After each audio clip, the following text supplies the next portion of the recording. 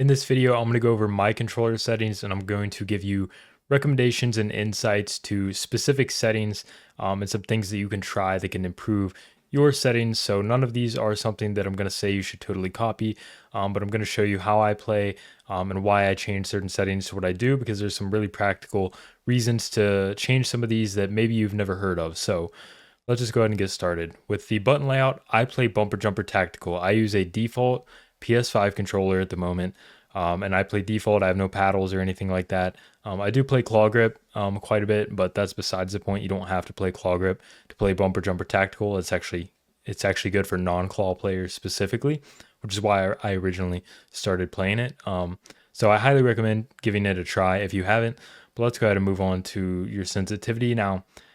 Typically, people have been playing like 6 or 7 sensitivity if you're talking about like pro players and things like that for the last several years.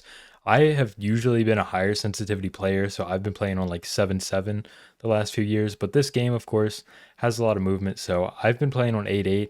Whenever I get playing like really cracked and I'm really warmed up, sometimes I'll up these to 10, but that's only if I'm really feeling it. Then I'll up it to 10. But most of the time, I'll just leave it at 8, and that seems to be perfectly fine. Now let's move on to controller vibration. I play with that off. Kind of personal preference there, but I find it just a little bit distracting ever since I've started playing with it off a few years ago. Next is going to be the Deadzone inputs. A lot of people make videos on these, and I'm just going to give you a rundown of what I think about these and how I approach them. So for the left stick minimum, this is your movement stick. So I put this at 0 so that it's basically as sensitive as possible for my movement, and it's not going to really affect me in any negative way. It can only be positive. With the left stick max, again, this is your movement stick. In theory, by lowering this to about 75 or anywhere in there, 70, 80, something like that, just lowering it in general, in theory is going to basically allow you to get to your maximum movement input faster, because you don't have to move your stick all the way to the outer end of the dead zone to reach that maximum speed. But probably doesn't really make much of a difference, but something to try. And maybe if your movement feels clunky, give it a try. Maybe it'll make it feel a little bit better. I don't know, but I do drop it down to 75. Right stick minimum, I have that on 1. Right stick maximum, I have that on 99. Now the right stick minimum is something that a lot of people will have anywhere between like 1 and 5 usually. This is your aiming stick, of course, and this is where stick drift is going to become a factor for your specific controller. So if you have stick drift really badly, then you're going to want to bump this up to like 3 or 4 or 5 or something like that. I wouldn't recommend anything higher than 5 unless you're just having serious stick drift issues. I play with mine all the way down on just 1, and I do have some stick drift for sure. Like if I open a attack map, the cursor will be like slowly sliding away, but it's pretty manageable to me. I don't really notice a issue of it in game at all. So I have mine on 1. I like it to be as low as possible because this is going to make it as sensitive as possible and give me that really fine aim control that I like to have. And I also do use control-free galaxies all the time.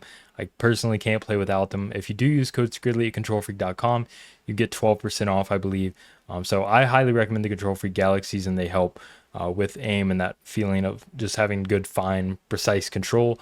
And by lowering this down to 1, that really helps me do that as well. For my left trigger and right trigger dead zones, I have them on 1. I mean, you could put them on 0 for theoretically the most sensitive, least delay shooting and aiming, but I just like to have mine on 1. Now let's take a look at the aiming tab. We're going to come down to aiming advanced settings first. Here I play with my ADS sensitivity transition timing on instant. I believe the default is gradual. I don't know if one or the other of these is like that much better, but I have switched mine to instant and I've had no issues, so that's just what I play on. But if you feel fine on gradual, feel free to leave it on gradual. Aim response curve type, this is something you probably want on dynamic. Of course, make sure your slope scale is all the way up on 1, but it should be by default anyways. Some people have been trying linear, and I think you don't even need to adjust this on linear, but technically linear is like 0, like no curve.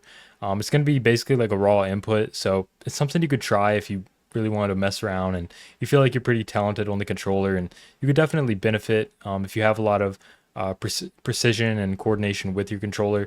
You could definitely benefit from linear, but it's going to be a little bit more just basically a higher degree of difficulty.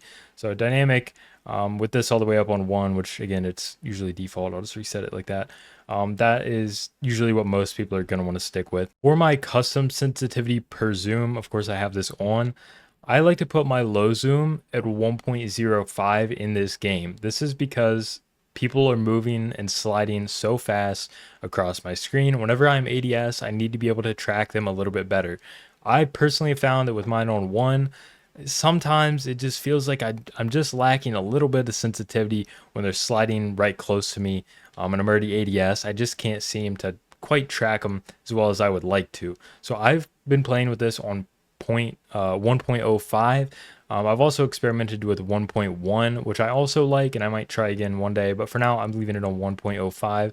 Now this is a setting that in previous CODs I've always played with it on about 0.9 or maybe a 0.8, somewhere around there, because I wanted that just a lot of control whenever I ADS, and it just kind of lowered my sense and allowed me to not whiff as much essentially. But in this game, people are moving a lot, so I recommend trying this out. If you're having problems tracking people that are moving, just bump this up a little bit to 1.05 or 1.1, but definitely not fully necessary, and you could just leave it on 1 or whatever you like. Now for the movement tab, this is going to be the first kind of major thing that I changed, that's, I feel like, made a good impact on my game.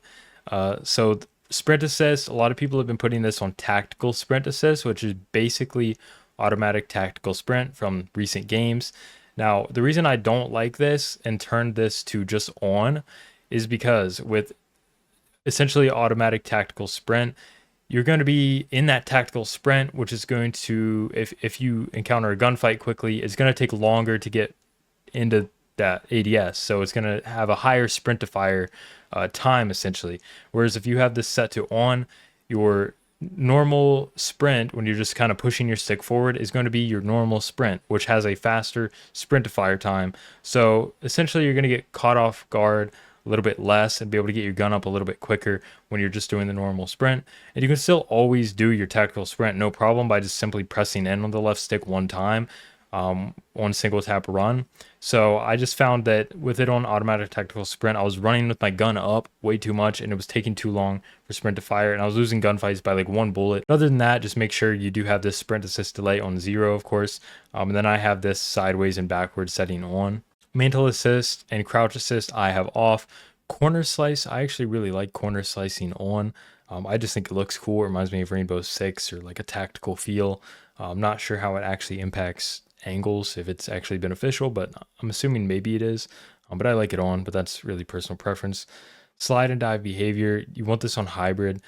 This is going to let you dive and slide, and it's something that might take a little bit of practice, but basically you just tap to slide, or tap while holding sprint to dive. So it takes a little bit of practice, but it's really not too bad to get used to.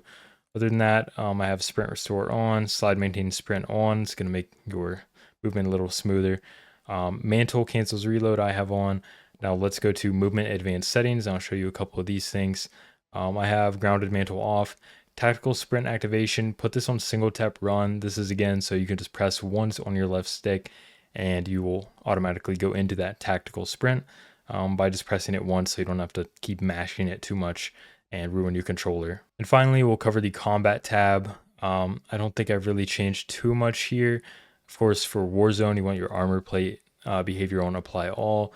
Combat advanced settings, if we come into here, really not too much to change here, but whenever Warzone does come out, this is where you're going to want to put on prioritize interact, for instance. But really, this is all pretty much personal preference things, except for I kind of almost forgot the sprint cancels reload. I do run with that on. I personally really like to be able to cancel my reload by just pressing my sprint button. That sums up all of my controller settings and preferences. So hopefully this video helped. If you enjoyed, leave a like, comment, and subscribe, and I'll see you guys next time.